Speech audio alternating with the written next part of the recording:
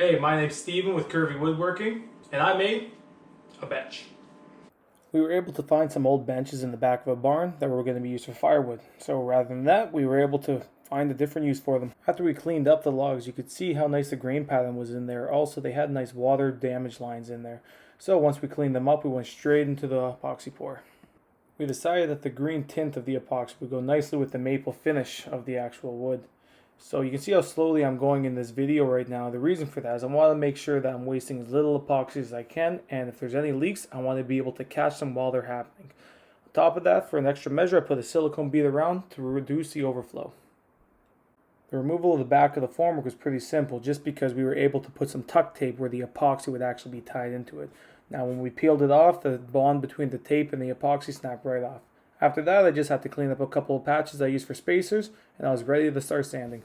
The next step is to flatten down the bench slab, so that has to bring it down to the epoxy level. Now, no matter how many times you fill up the epoxy all the way to the top, you'll realize after a day or two of curing, it will begin to sink in. So you'll have a small concave in the middle. So for that, I used a belt sander, and I also used a portable planer. On top of that, we have our stroke sander that we used over here. This is great to bulk material off as well.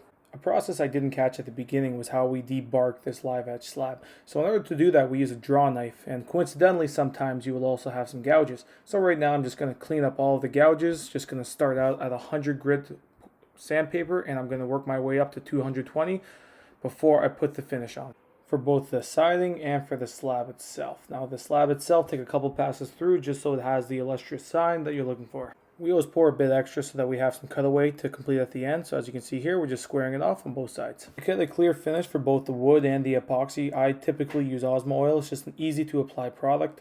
So as you can see, I brush it on there. I leave it for approximately 10 to 15 minutes. I let the wax penetrate in before I take a second pass through, and I wipe it all down. So once the bench top is actually complete, we have a lot of work to do in terms of making the legs. So using scrap steel that we have around the site, we took our measurements, we incorporated our own curvy woodworking design, and we started to tackle away. Started off by fabricating all of the individual pieces, and after we're done that, we're going to work on welding them together prior to the installation onto the bench top.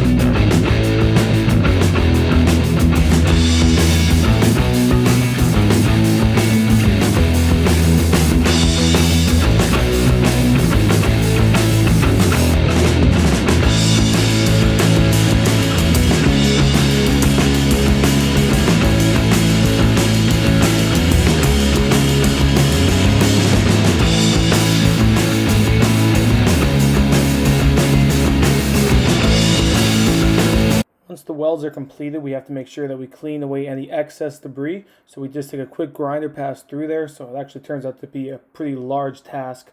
But at the end of the day, you want to ensure that everything's smoothed over so you won't see anything reflecting awkwardly when the paint hits the leg. We put end caps at the bottom of each leg in order to install adjustable legs. That'll allow us to even out the bench, even if the floor is uneven, depending on where it is, or maybe the bench itself. But either way, it's going to be perfectly rock solid as long as you adjust those legs properly. To cap the legs off, we use a two-part system. Just put a coat of primer and then a coat of spray paint afterwards, and it's ready for the install. It's a bit of a unique design with the slants that we put into the leg system. As you can see, because the wood itself is curved, we wanted to make sure that the perpendicular line would intersect the furthest reaching points of those slabs. Now, wherever you sit on that bench, it will not tip over. So once we countersink the screws and we install it, we realize that we're a little bit shy on the lateral support. So we took an extra step in there to actually install a lateral support braces. So once we have it cleaned up and we paint it the same color as the rest of the legs, we quickly install it with a couple of screws and bolts, and it is ready to go. Now with that final step taken, you can see the bench as it is currently completed and how it looks from this day on.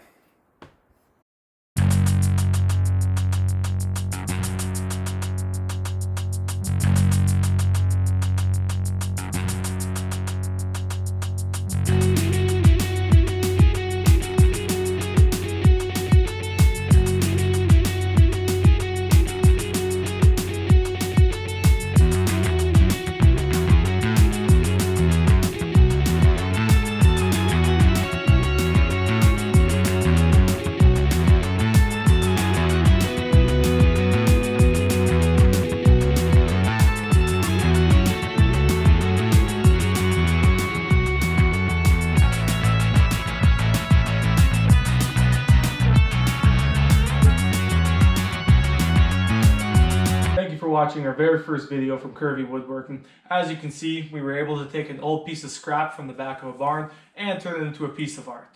Now please, if you enjoyed this video, please hit that subscribe button and hit on that alert button as well. If you have any suggestions of what you would like to see, maybe another project, same project with different type of wood or epoxy, please leave it below in the comments section, and we're looking for your input. We'll construct whatever you ask and we'll go from there. Thank you very much.